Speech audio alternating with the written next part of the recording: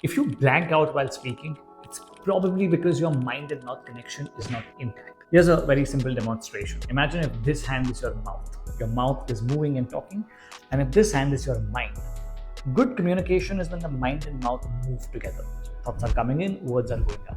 But let's say if we're speaking and the mind stops to think of what to say, and the mouth wants to keep moving, it will say things that does not require the mind. That's where we tend to use filler words, we tend to blank out, and are just not able to achieve articulation. But the good news is that you can start fixing it. I've not only used very specific techniques to help my own articulation become better, but I've helped thousands of people from all over the world improve their communication.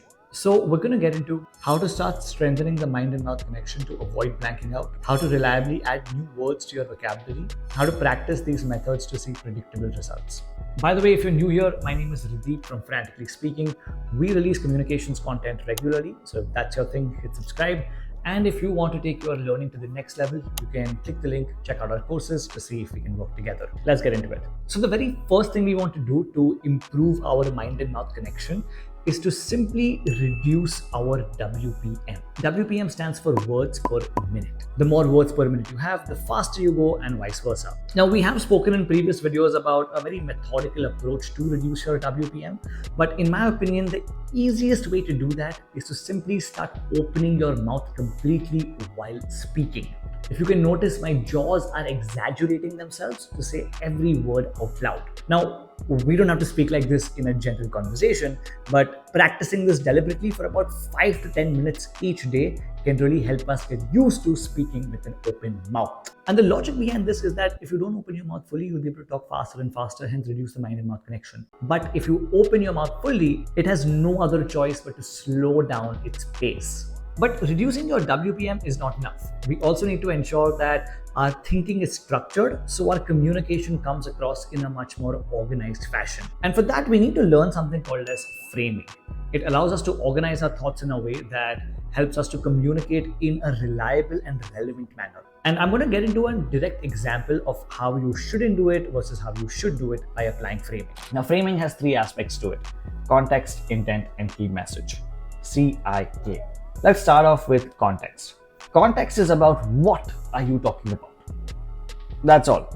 So you can either name the project or the issue, you can name the process, system, or tool you're talking about, you can give the name of the customer who you're working with, or the task or objective you want to achieve. That's all it is. We start by giving context. Now, why is this important? Because many times when we are talking to somebody, we are very clear on what we need to talk about, but the other person, even though they might be working with us, they have a bunch of other things going on. And instead of laying that assumption on them, in just one simple sentence, we tell them, hey, I need to talk to you about XYZ.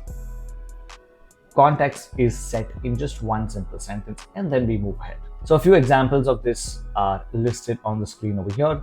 After we set the context, then we get into intent. Intent is about why are you communicating? Do we need their help on something? Do we need their advice on something? Are we just informing them about something? That is a thing that has to come second. A few examples over here are in this table, which have the category of intent along with the actual example as well. So the category could be needing help, advice, or input, requesting action, wanting a decision, so on and so forth. So once you have context, you then add the intent. By the way, whenever I show you these example screens, just take a screenshot of it in case you need to go through it in your own time. I'm going to take all three of these elements and then show you how we can apply it in the example I just showed you above as well. And finally, you have key message, which is the most important piece of your communication. Over here, you want to ask yourself that why am I delivering this message to this particular person?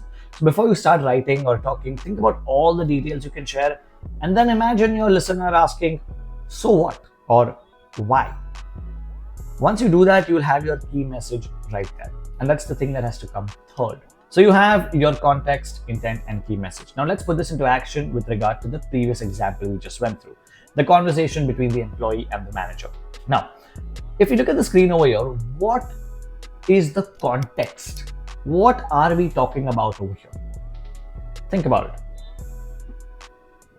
Over here, we're referring to the Hamilton project.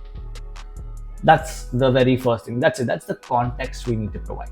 After this comes the intent. Why are we communicating to this person? What do we want from them? What do we want from them? In this case, we want to have the deadline pushed. That's the intent. Now, you've communicated what the context is, you've told them the intent. Now imagine asking yourself, so what? Or why are you telling me this? Imagine the listener asking you that. Or why are we telling them this? Because the team has a lot of frustration built up in them, and some members are on the verge of quitting because of the timeline the client has fixed being too tight. That is the key message. Now, if you put this into one simple flow, the context will be, I need to speak to you regarding the Hamilton project. Would like to request you to push the deadline by 2 days. The impossible timeline has really lowered morale, and some members are on the verge of quitting. Context, intent, and key message. If you notice from the initial example to this, on one level, the entire communication has gotten a lot more crisp. On the other hand, because of the structure we are providing to it, it's a lot easier for us to find the right word at the right time and communicate accordingly. That's where CIK, or the framing technique, becomes very, very important. But what about learning new words effectively? The more we expand our vocabulary, the easier it gets for us to speak without blanking out. And more importantly, it helps us to express ourselves more effectively. And yes, you can try reading books and memorizing new words, but that rarely tends to work in terms of us actually being able to utilize new words. Instead, we first want to figure out what type of words to learn. We're not here to learn anything fancy that others won't understand. Instead, we want to learn words that most people do know the meanings of, but don't tend to utilize very often. Words like adept, obsolete, efficacy. And instead of reading books, finding these words and Googling them, you can use this approach instead. It's free of cost and utilizes ChatGPT to help you practice regularly. So here's how it would go. You open ChatGPT and put across the word that you want to learn, or you can ask ChatGPT to tell you words that you should know in your industry but probably don't. So let's say you go to ChatGPT, just pick a word that you might not have the meaning to. For example, over here we are picking a word called innocuous. Once you have the word down, ask ChatGPT to give you 3 sentences using this particular word. Once you have that, read these 3 sentences again and again so that you can try and deduce the meaning of the word basis the context provided. If you still can't understand it, ask it for more sentences so that you get a clearer understanding. Once you have somewhat of an idea, ask ChatGPT whether your answer is correct or incorrect. Make sure to add a statement that says, don't give me the right answer, just tell me whether I'm correct or incorrect. Now, if you have the right answer, awesome. Move on to the next word and repeat the same process. If not, ask for more sentences until you get this word right. If you're finding this word too hard, put it on the back seat and try with a different word. But whatever happens, do not Google the meaning of this word. So if you can start by reducing your WPM, organizing your thoughts using framing, and adding new words to your vocabulary, you're on a great path to reduce your blanking out. But how do you practice these techniques to see predictable results?